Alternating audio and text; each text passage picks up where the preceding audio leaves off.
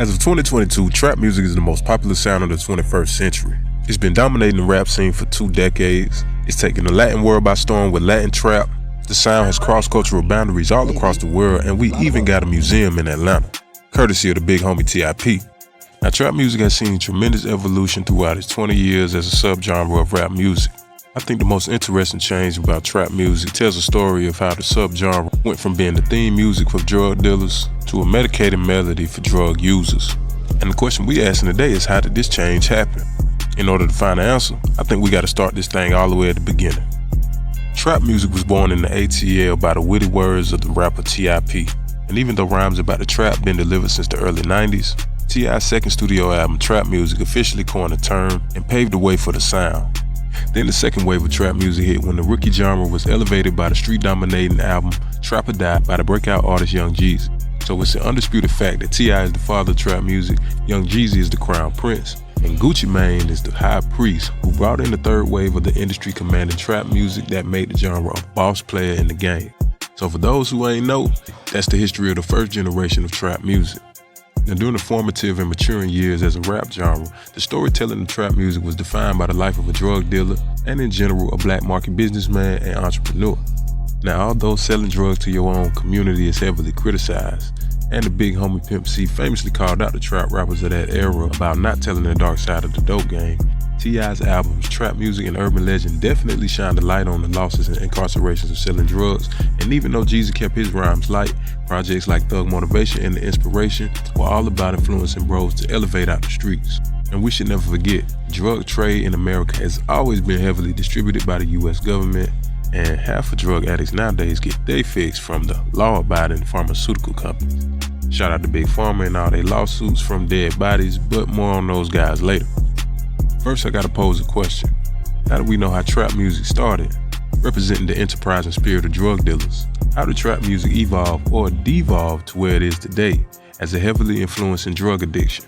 With the exception of 2 Chainz, who is 44 years old and a son of the original trap era, and the Migos, who were raised under the old guard, trap artists today are known for rapping about pill popping, rolling on perks, and staying up for days on drugs. This was unheard of under the reigns of T.I. and Jeezy, and actually first made its way into the sound when Gucci ruled the trap.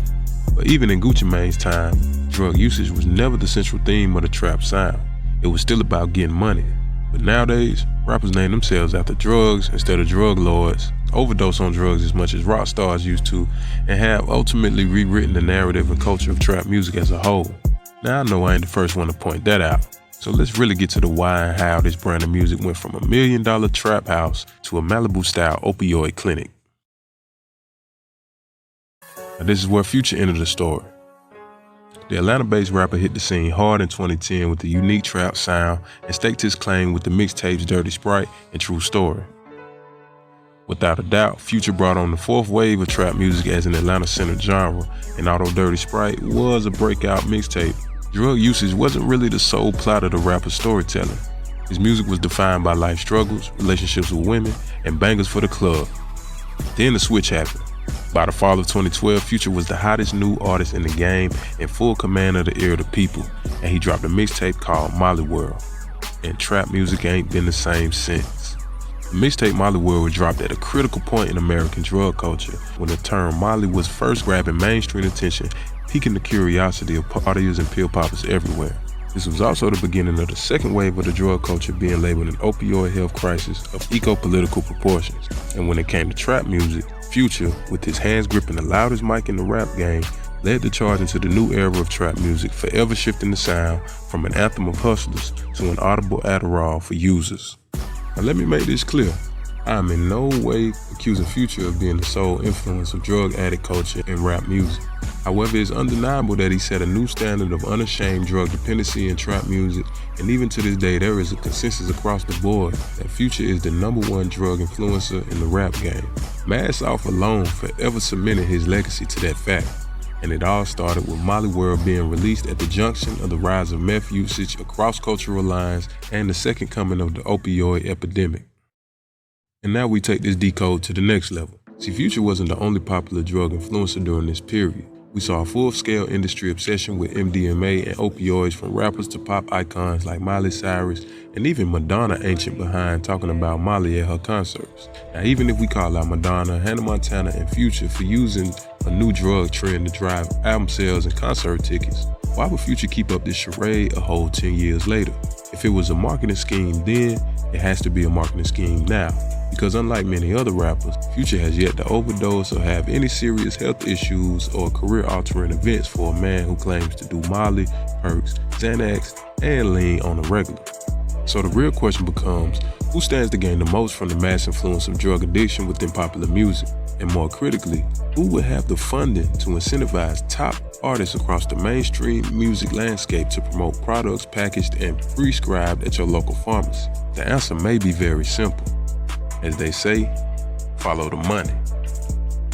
So here's my game theory. Future or his label are in contract with Big Pharma to promote prescriptions and other narcotic merchandise to drive sales not only at the local trap house, but right off the shelves of the pharmaceutical companies. While Future is the star data chip on this Decode, I'm sure there's plenty of rappers and pop stars and record labels on the Big Pharma payroll. Other than the musicians and dope dealers on the streets, Big Pharma profits the most from a drug-induced music culture. And all the studies have already been done by numerous organizations that show the FDA-approved drug cartel on Wall Street absolutely profited from the opioid crisis. The rise in Big Pharma profits coinciding with the full-scale promo campaign for prescription drugs and popular music is not a coincidence. It's strategic marketing and social engineering at its finest. So now we may have the answer as to how trap music devolved from an anthem for drug dealers to the relapses of drug addicts. Consider this culture decoded.